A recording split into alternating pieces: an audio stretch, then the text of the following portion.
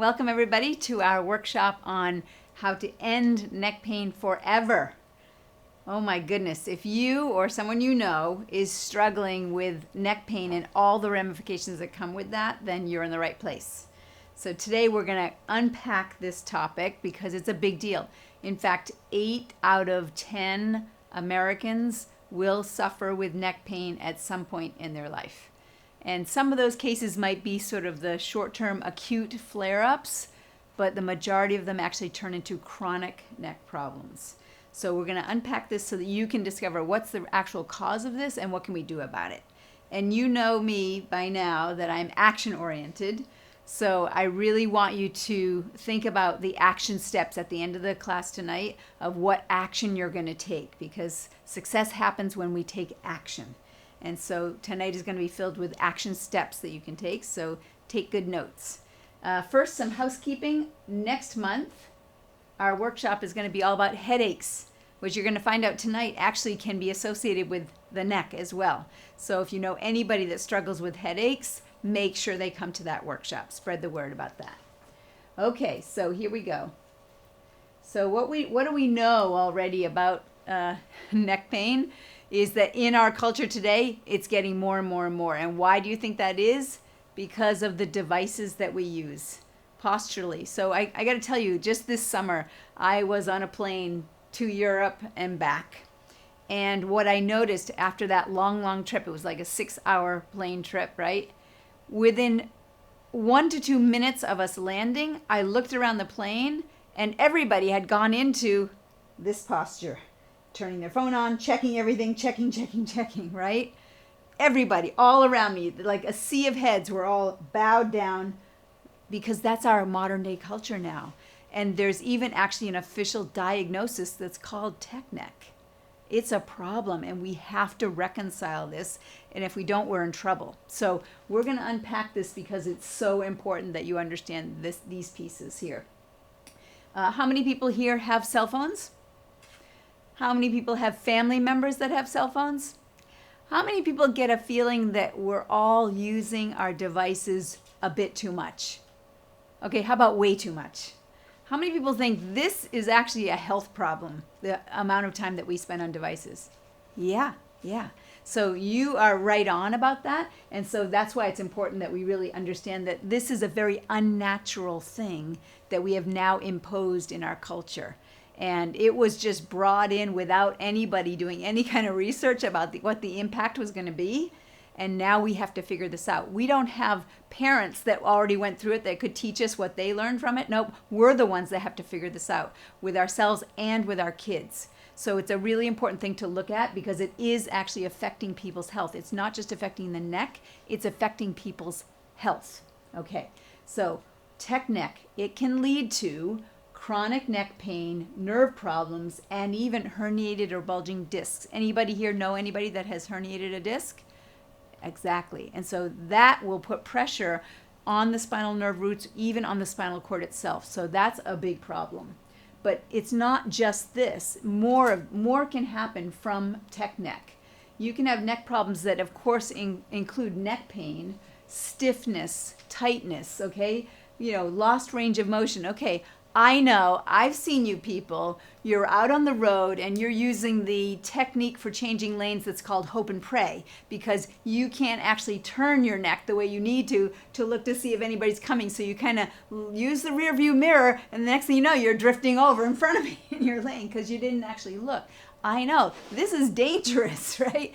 So when you can't turn your head in our culture, it's an important thing just for safety, right? And so that stiffness, that lost range of motion actually can impact you in even bigger ways. And then some people are told that they might have arthritis or degenerative changes. Some people are told that this is normal aging. It's not. And so if you've been told that, I want you to understand tonight where it's coming from and what you can do about it. Because if you do have neck pain, neck problems that have become chronic, chances are it's leading you directly towards chronic health problems like chronic arthritic changes. And that's where it can really impact your health even more. Some people to describe how they hear popping and cracking and they're worried about that.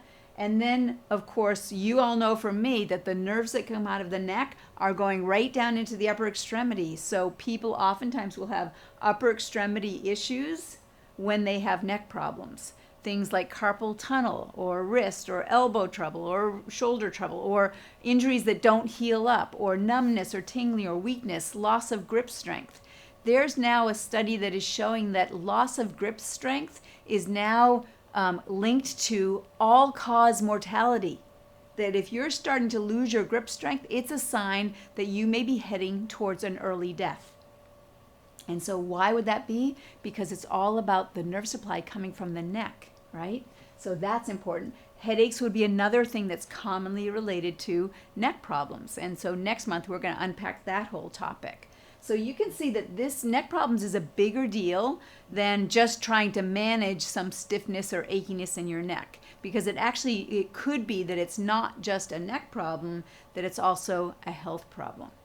Okay, so let's now look at this idea of the neck problems. Everything we listed there, those are signals that your body is giving you that something needs to change, right? So when we think of the neck pain, the popping, the cracking, the stiffness, the weakness, those are all signals that your body is giving you. It's an alarm going off saying, you need to change something. You're not adapting right now to the stresses that you've been under. That's the signal that it's giving us. So the question is, what are you going to do about it? Are you going to respond to that? Are you going to make the changes that need to happen so that you get back to health? Or are you just going to kind of ignore it and hope it's going to go away? Or worse, are you going to use medications to try and silence it so that you can just keep doing what you're doing while you may be actually feeling better but getting worse? Because the symptoms, the body signal, is just a sign that something bigger underneath it needs to be addressed. And if this is where the cause is living and it's not addressed, then that tip of the iceberg is something that's going to be a problem bigger and bigger over time, right? So it's so important that we actually understand and respond properly. And this is a really big deal, because in our culture, we are trained to just ignore it and it'll go away, or medicate it so you don't feel it. That's what our culture has done. So we have to do it differently, and we have to start speaking body language. We have to understand, what are these signals telling us? So if you've got a loss of grip strength, the average person is going to say, oh, I guess I'm just getting older. Oh, I'm going to hand that jar to somebody else to open up, right? Let's get someone else to do it. Let's just start living around it. But instead, if we pay attention and respond and make the changes we need to make, we get to get our health back, which is the healthy normal, is that high level of function that we should all have. So let's now look at this whole idea of, and you've seen this before, this illness-wellness continuum. So it's an important concept. In this study, they actually looked at a huge population of people, and they tracked them over time, and they saw that there were people that were in this whole range where they had early death happening for some people. They had a neutral point, which we also will call the not sick zone, and then they had this robust level of health at the other end. So on the left-hand side, early death, leading between the neutral point of not sick is the whole sick zone, and that includes signs, symptoms, disabilities. So what they realized is that the symptoms, body signals, right, by the time they're showing up, you're already on your way towards an early death. You're already losing function by the time the symptoms show up. The thing that happens before symptoms is signs. You will get signs that something is happening, but a sign, who knows the difference between a sign and a symptom?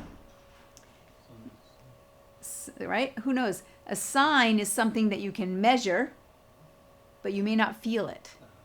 A symptom is something you feel. So by the time you're feeling it, there may have already been some early signs that you were heading in that direction. And by that time that you're feeling it, you're already well on your way towards loss of function. And if you just try to manage the symptoms and don't actually correct the cause, you may be actually moving towards disability even as you're feeling better. And so that's one of the things that we see with arthritic and degenerative changes in the spine, is that people may have neck pain now and then, but in between those episodes of neck pain, the arthritic changes are getting worse and worse without any awareness of it.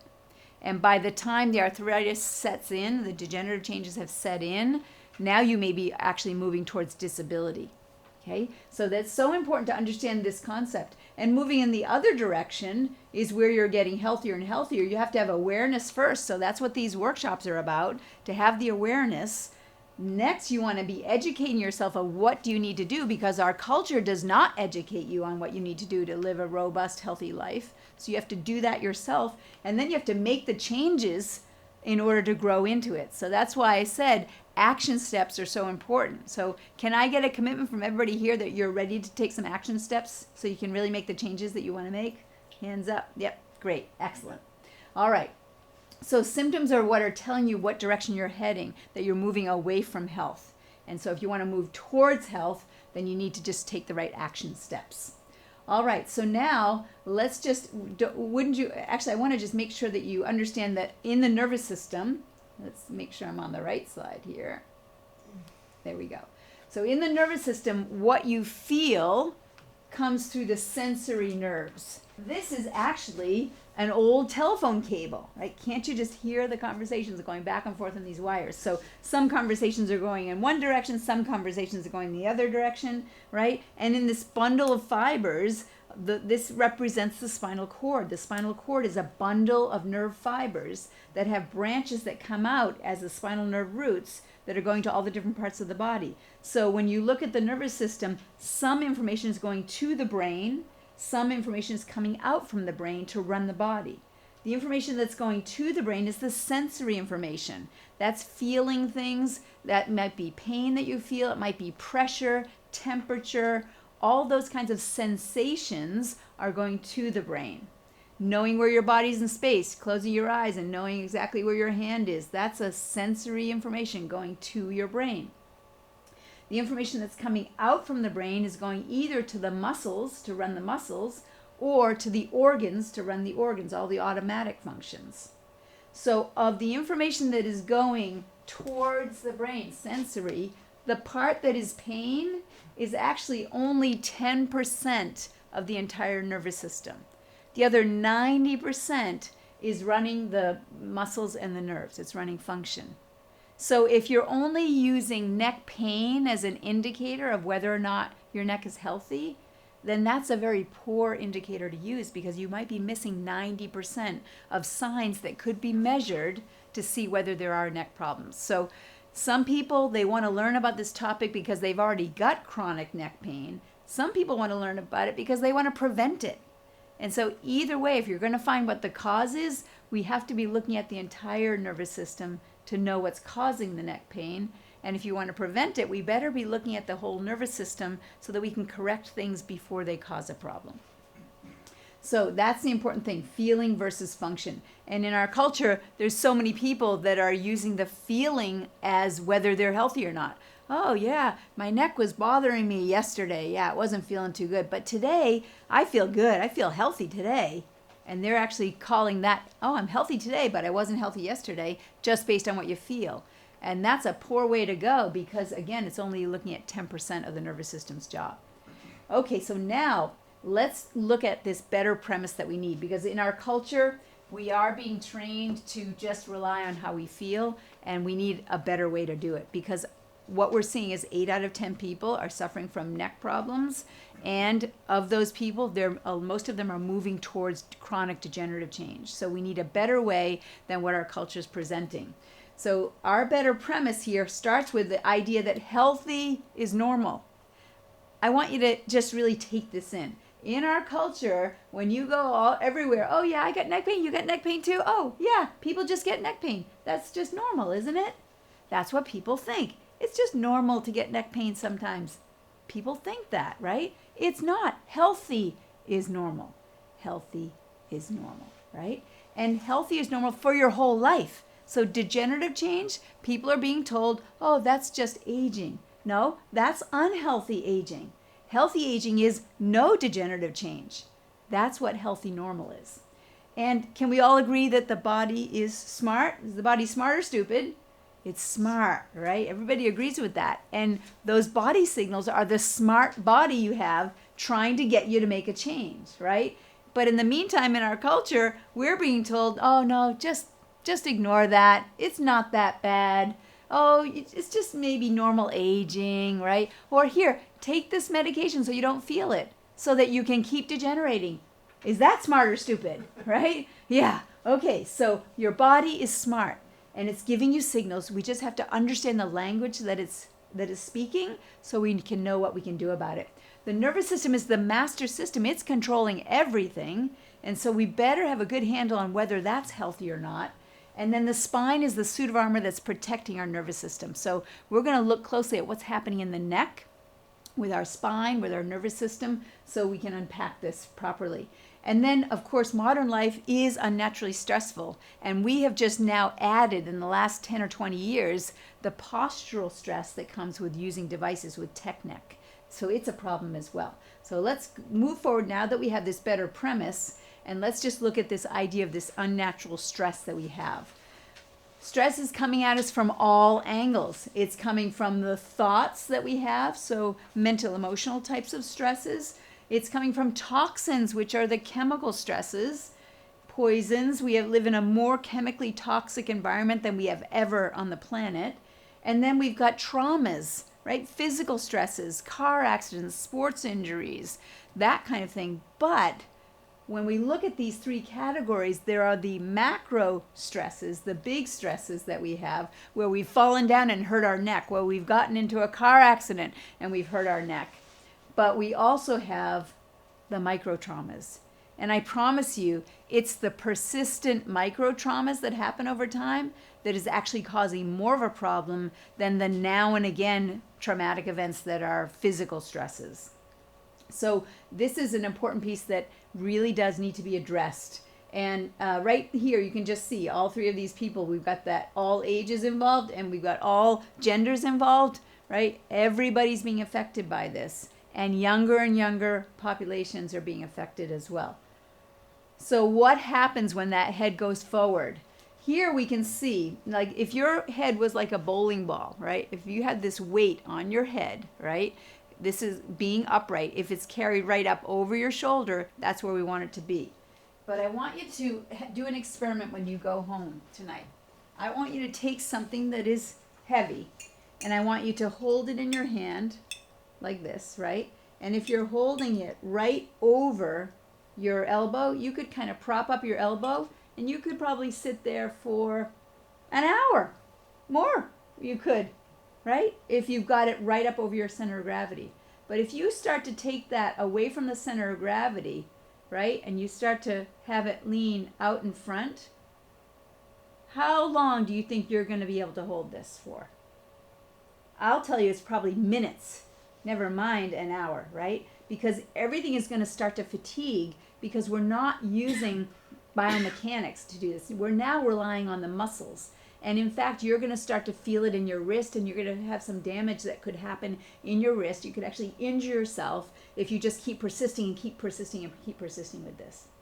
So do this experiment at home so that you can actually have the experience of what that's like, and it's going to really help you remember to avoid what's happening when people are bending their head forward.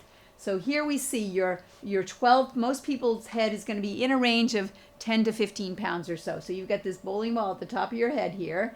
If you start to hold it forward, it now, although the weight of the head is the same, because it's being held forward, it's costing you more work. It's costing you 32 pounds of work. And if it goes further forward than that, it's costing you 42 pounds of work. Do you see? It keeps getting heavier and heavier the further out in front the head is from the shoulder. So posture is a huge part of when people are having neck problems. That's one of the most important things we want to address as soon as possible. We want to get that head back up over the center of gravity. It's a key feature here. And if you look at what's happening to the suit of armor of the spine here, as it goes forward, more and more stress is going to be on it. And the more stress that is on those bones, the more degenerative change there's going to be. Because the soft tissue, the muscles, the ligaments, they're all tugging on those bones. When they're tugging in the right way, they're going to distribute the weight properly, and the bones are going to stay strong, and they're going to stay well mineralized because of the stress on them that is appropriate stress. And you're going to get bones that their density stays good, and they don't have any bone spurs all over. when the head goes forward, those ligaments start to tug on the bone, and you're going to start to grow bone in response to that tug. And that's what bone spurs are, is their bone growth in response to stress on that bone. Bone is living tissue. So degenerative change is an intelligent response to altered stress. It's your body trying to manage the altered stress that's happening. And that altered stress may be coming from postural distortions. So we know that the forward head carriage is a problem. We also know that the curve is an important factor to look at. So if we have a forward curve that's healthy, we have given the spine. If we lose that curve and it's straight or it's reversed, again, now we're getting the wrong kind of stress. We're getting jamming happening instead of given the spine. So when there are misalignments that come from traumas or bad habits, posture, and the vertebrae misalign, we're going to start to get joint misalignment that's going to lead to soft tissue damage. When the vertebra misaligns, it's going to put some stress on the ligaments and the tendons that are there to support that joint. And that soft tissue damage can lead to inflammation, and it can put pressure on the nerves, so the nerves start to get irritated. When the nerves are getting irritated because the vertebrae are out of alignment, your smart body is going to take the muscles that usually would move that joint around, and it's going to strap down that joint to stop it from irritating the nerve. So you're going to get muscle spasms to strap down that joint. The muscle spasm is that smart or stupid? That's a smart thing your body's doing, because it's trying to protect you from ripping up your nervous system, right? When we have a muscle spasm that happens and that joint stops moving, the disc that is in between the joint, that disc needs to get nutrition in and toxins out like a sponge. It needs to be moved. It needs to be squeezed and moved, and that will squeeze toxins out and suck nutrients in because it doesn't have a good blood supply. When we strap down that joint so it's not moving, now that disc is going to start to wear out because it can't get the toxins out and it can't get the nutrients in. And as the disc starts to wear out, the disc is the very important spacer so that there's room for this nerve to breathe as it comes out and carries the messages from the brain out to the body. And so if that spacer starts to get worn down, now that space where the nerve is trying to breathe, that gets compromised. And that can start to lead to an impact on the different parts of the body that nerve's in charge of controlling. That's called lost imbibition, when the disc doesn't get the nutrients that it needs, the sponge-like movement. And that joint fixation, now it starts to get locked up more and more. And when we get a fixation in the joint, the signaling that is going up to the brain that tells the brain about where the body is in space and what all the joints are doing, if a joint gets locked up, the brain starts to get signaling that that joint's not moving. That's a problem, because I should be getting signaling from all the joints moving normally, and I'm not getting signaling from that area. That's a problem, and the brain will then go into a stress response in the whole body. And so that's a global stress response. We'll see elevated stress hormones when there are subluxations, nerve interference, joint misalignment. So that is so important to understand, that when you have subluxations in your neck, it's actually setting up global inflammation in your body because of the increased stress, this ongoing stress hormones that are flooding the system.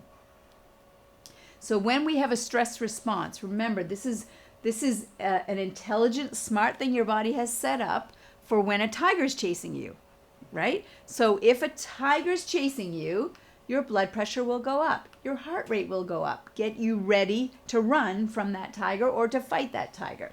Muscle tone's going to increase because that's getting you ready to move your body, run, or fight. Digestion is going to be shut down because now is not a good time to be wasting energy on digestion. You need to stop that process because you need all your resources to go towards fighting the tiger.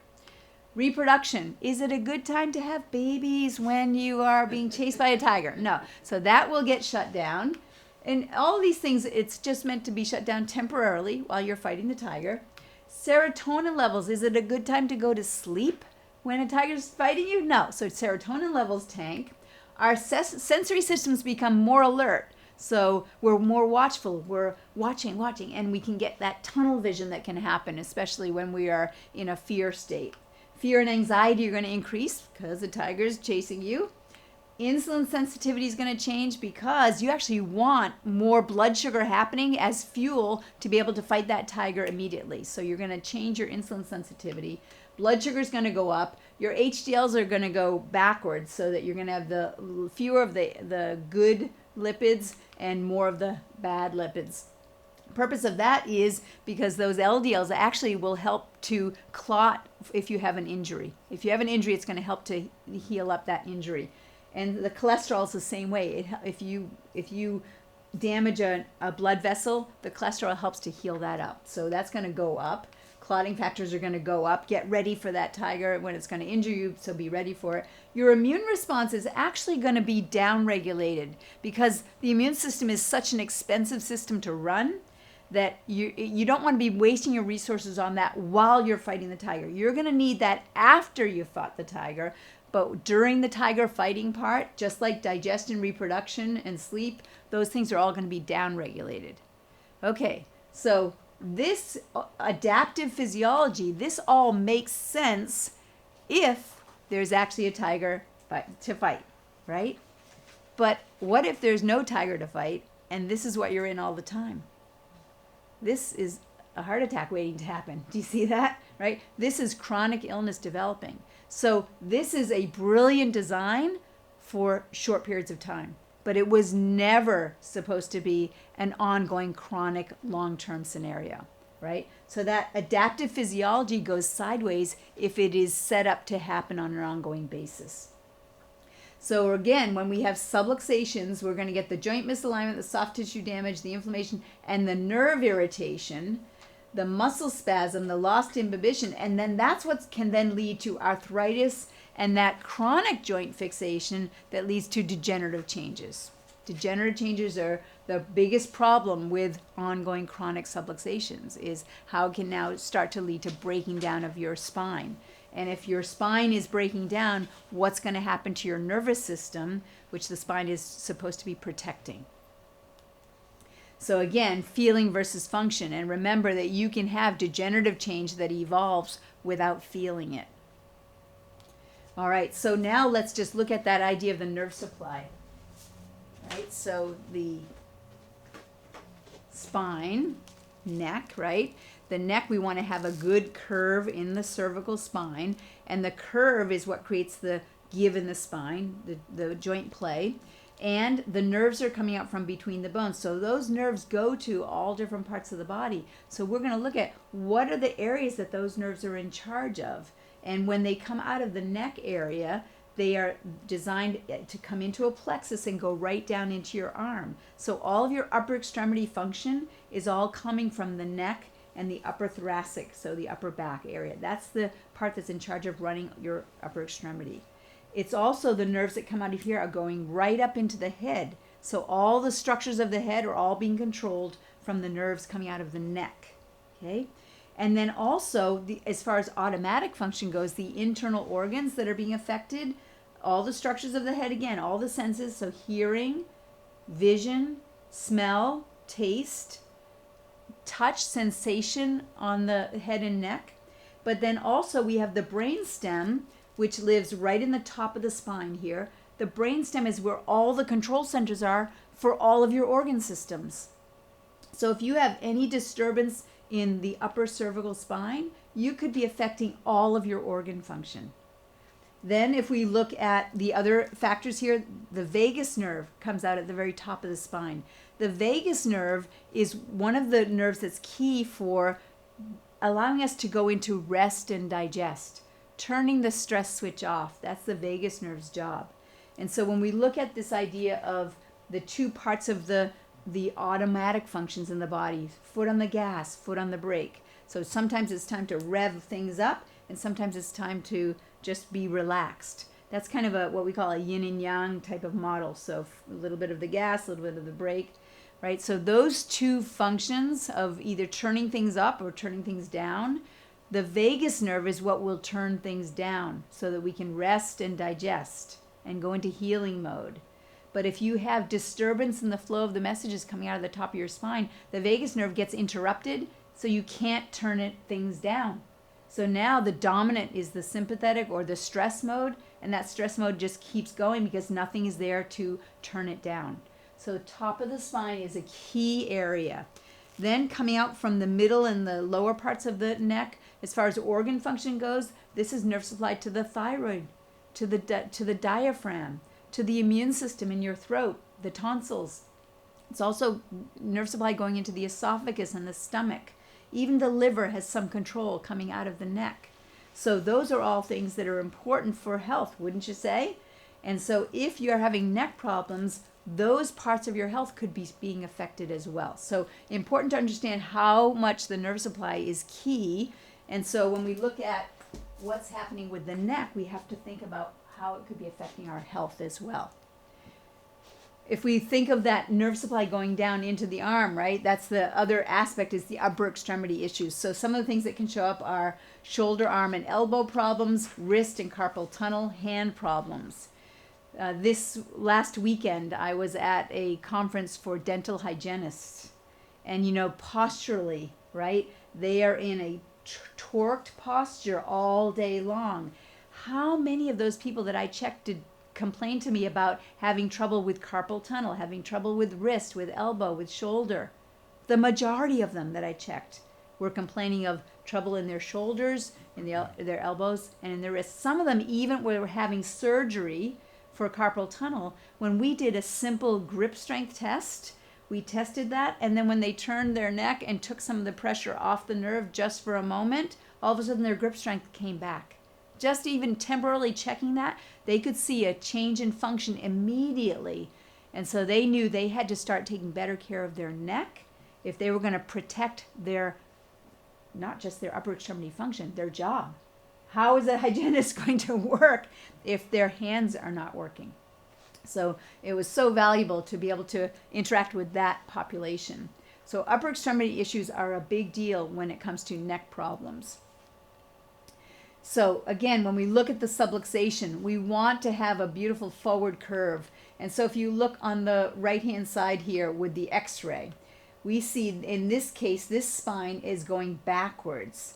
And the red curve is telling us where it should be going. It should have a forward curve. And in this case, it's going backwards. And we're going to see degenerative change. Right inside the yellow ring is where that degenerative change is happening. The disc is getting thinner. The bone spurs are showing up. And so when that disc is compromised, the disc can actually have pressure on it, and it can be pushed out right into the canal where the spinal cord comes down. That yellow part is the spinal cord. The nerve roots are branching off of the spinal cord, and you can see that disc is actually putting pressure right on that nerve root. So nerve irritation will then interfere with function, and it will interfere with your ability to heal and remain healthy.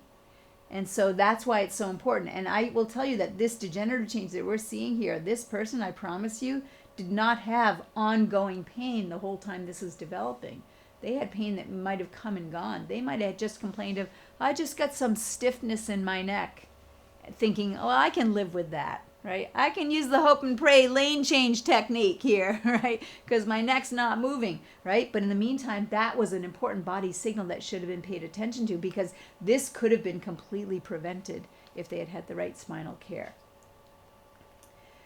This is new research that's come out where they are seeing the cost to our younger population on this whole tech neck phenomenon. So remember when we showed the picture of the head going forward? When the head goes forward and when those muscles all tighten up, those muscles are attached to the back of the skull right here. And so if there's a lot of tug on the back of the skull, remember we said that the bone spurs will grow in response to that tug? They're now finding that horn-like growths are happening on the back of the skull of folks that are using phones and computers too much. And what was interesting is they found it more in the younger population, right? So this is not just an aging thing that happens to a lot of people. This is a new phenomenon that's happening. You have a bump. Everybody put your hand on the back of your skull. You have a bump back there that's called the knowledge bump, and it's referred to as the external, I just forgot the name of it, right? the knowledge bump is the way that we learned it, right? But it's this bump in the back, and it's where there is a normal attachment with the muscle. That should be there, right? What's happening is the occiput there with the pressure on it. Watch this. So here we see, what is that a curve in the spine or a straight spine? Straight spine, right? Here is where the knowledge bump should be. You see the yellow arrow there? It should be just a little bit of a prominence. This is a spike. It's a horn showing up here. You see that? Here's an enlargement of it. Check it out, right? This is a 28-year-old. And that's an attachment point for a muscle? That's a normal attachment point for a muscle, and that muscle should be working to have your head right here, and occasionally you're going to bend and move and so on. But if you start to hang out here, there's so much tug on that bump. And especially if it's out in front and then you stand up and you're walking around and it's just out in front, look around you people, right? In our population, isn't this the posture we're starting to see now, right? Where that head's out in front. When the head's out in front, it's going to put an extra tug there, okay? That's a 28-year-old showing up like that. Here is a 58-year-old, again, still at risk. So we see a straight spine here. Look at this, bony projection, right? Look at the degenerative change in this 58-year-old next. So if we look at the 28-year-old, they still are starting to have some degenerative change right here. Just a little bit at the very bottom here. There's a little bit of bony growth right here. But over time, this neck is going to start to look like this neck with the 58-year-old, where we can see the bone spurs showing up. You can't see a disc on an x-ray.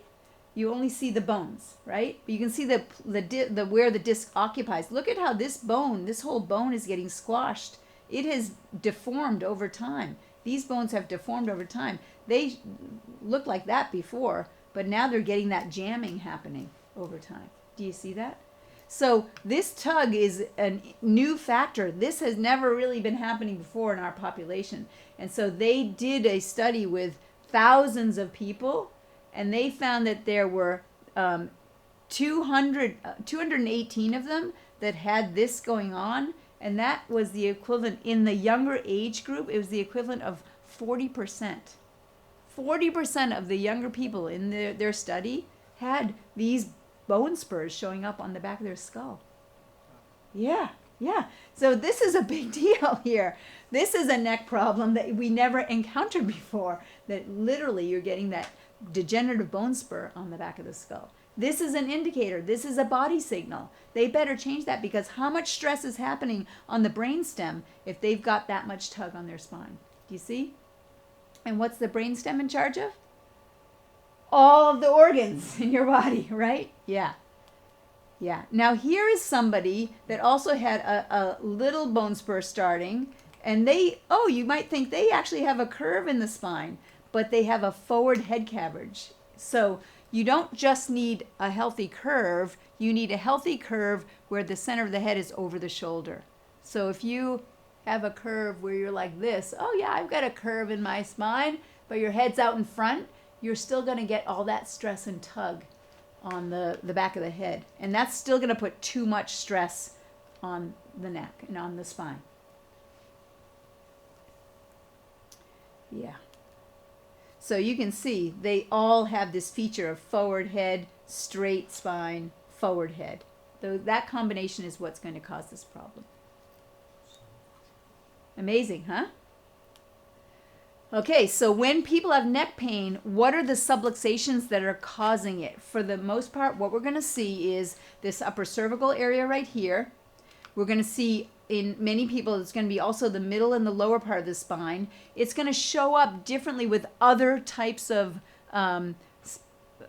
symptoms that come along with it. So if the subluxation is more at the top of the spine, we're more likely to see headaches, that kind of thing happening. Changes in vision, changes in hearing, that kind of thing. In the middle and lower part of the spine, that's where we're going to see more of the upper extremity trouble with the wrist, elbows, shoulders, that kind of thing. The upper thoracic spine, because the head is forward, it's going to put a lot of tug on that area as well.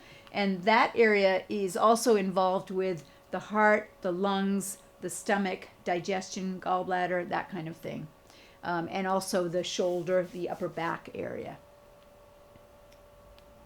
And so again, remember, when the head is forward, it's going to result in these subluxations in this whole part of the spine. Right? So 45 degrees, we got 49 pounds of head of work being done, 60 pounds with 60 degrees, 70 pounds, 75 degrees. Oh, there's your solution. No more stress now, right?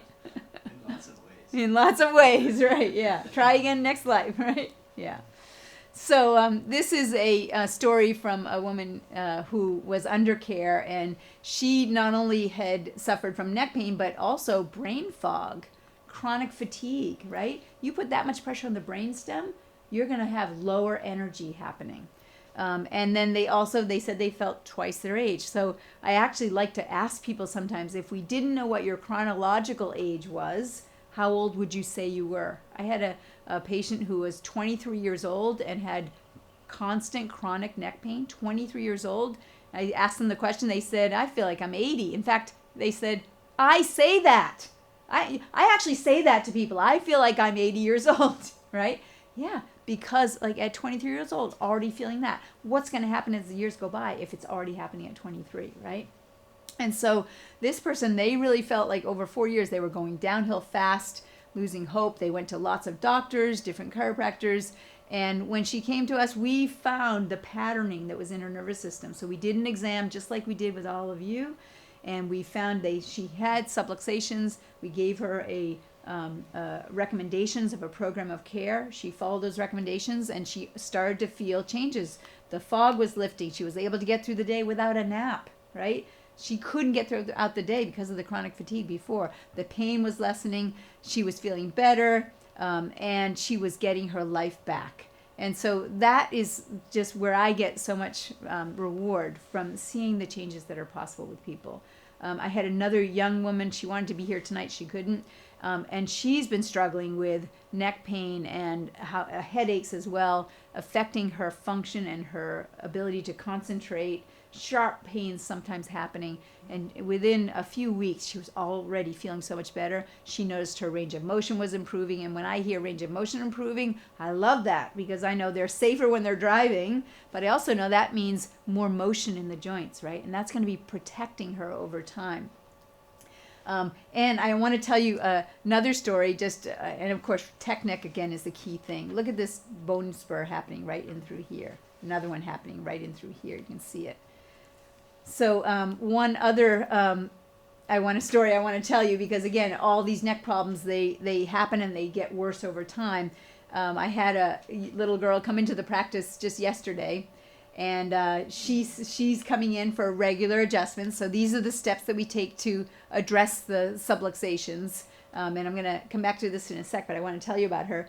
So she came in, she's under regular care, and she said, I went to the fair yesterday, and I went on some rides, and I felt my neck kind of get bashed around, and my neck kind of hurts today, so I wanted to come in to get adjusted, right?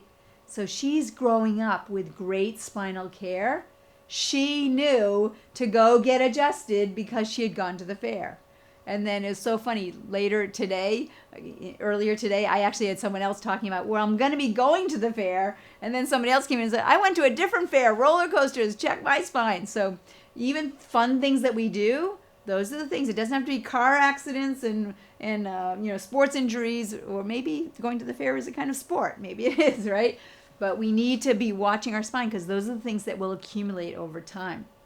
So what do we do to correct subluxations and correct the cause of neck problems? First, we have to break the bad habits. So when we looked at that tech neck, that's a habit that has to be broken. So one thing I want you to think about is if you are using a computer, make sure you have the right ergonomics, right? Make sure that that screen is set up so that your head can just look straight ahead.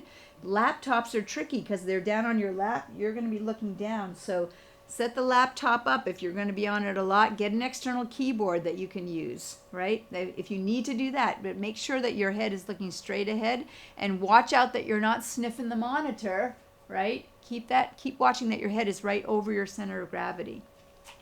If you're using a smaller device like a phone, your tendency is here. It takes a lot of work to just keep holding your hand up like this. So here's a trick that one of my colleagues showed me. If you take your fist and put it into your armpit, now you can kind of hang out there for much longer. Okay, so just use that as a technique so that you can keep your head up and start to reconcile this whole idea of tech neck. Okay, so we have to address it. So breaking the bad habits is going to be key. Adding specific exercises to start getting the spine stronger. So another thing that we're finding is in our youngsters, we're seeing more and more low motor tone, weak extensor muscles. So watch this.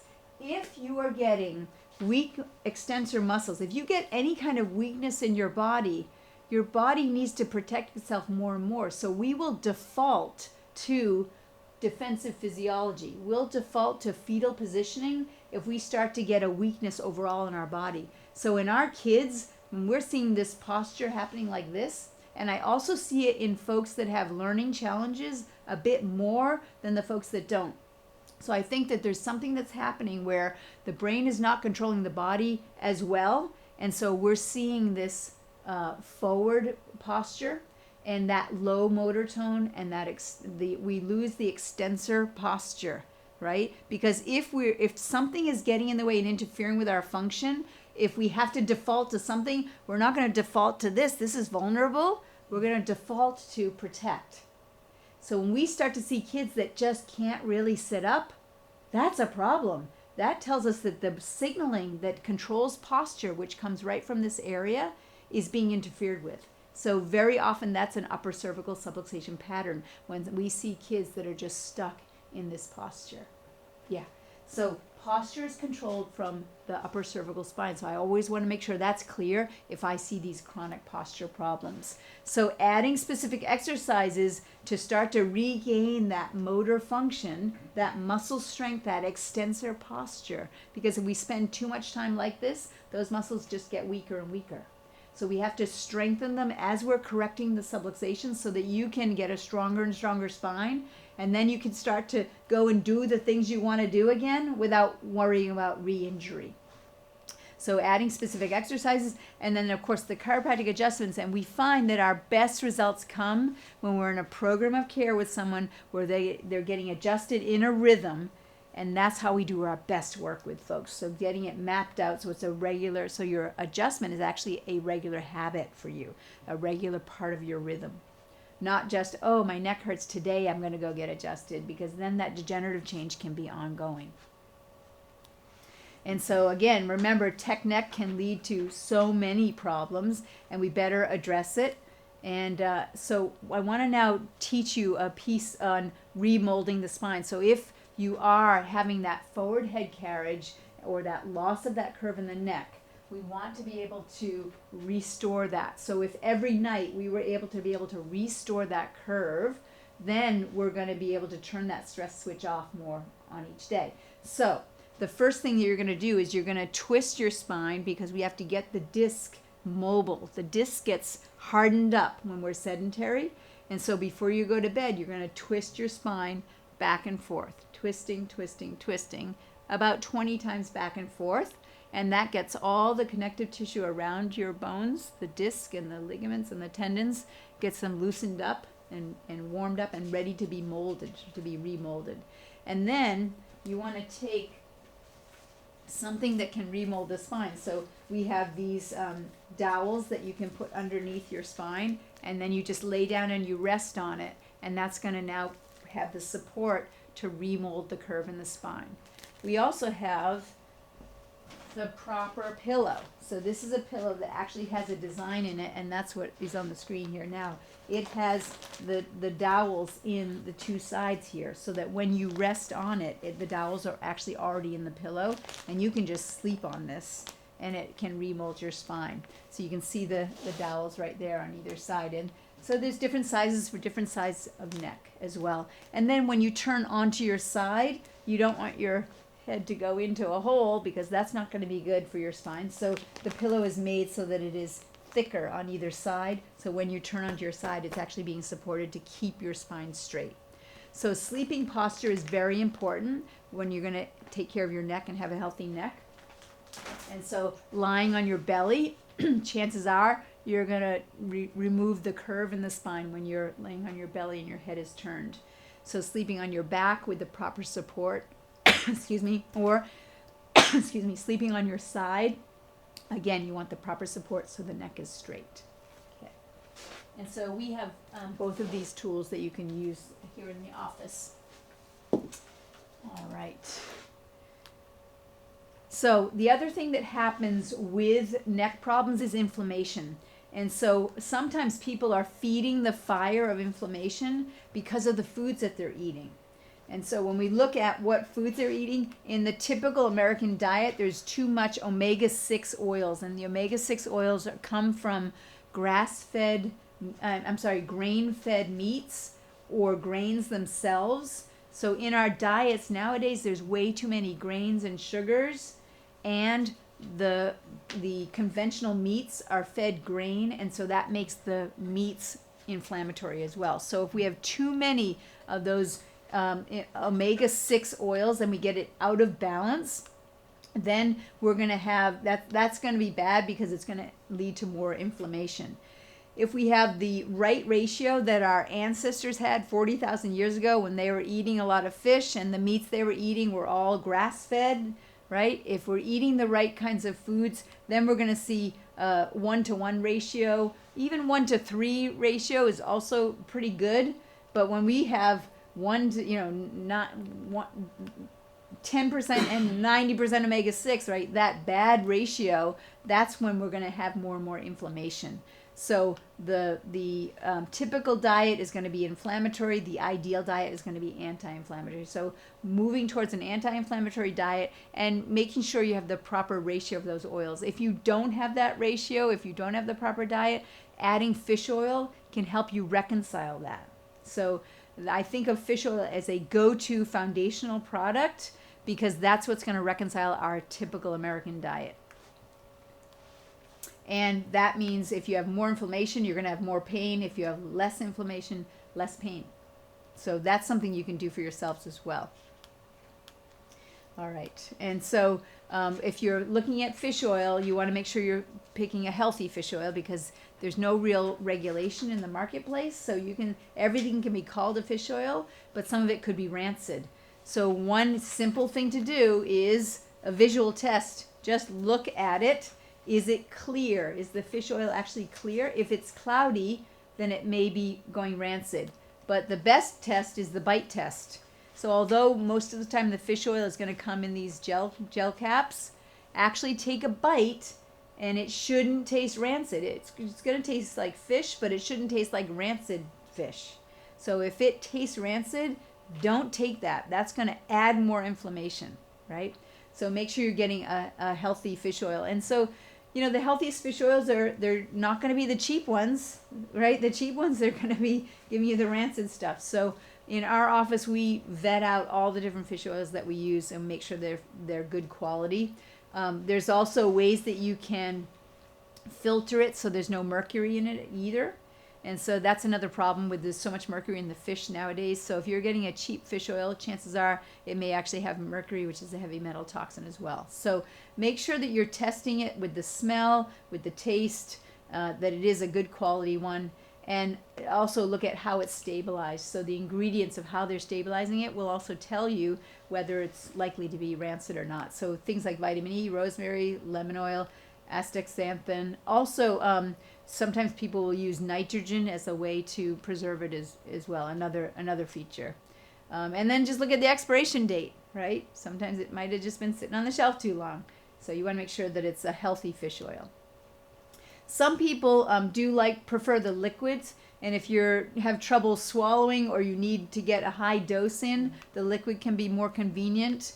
If you're sensitive to taste, you want to go with the capsules, and the liquid is going to oxidize a little bit faster because it's not encapsulated.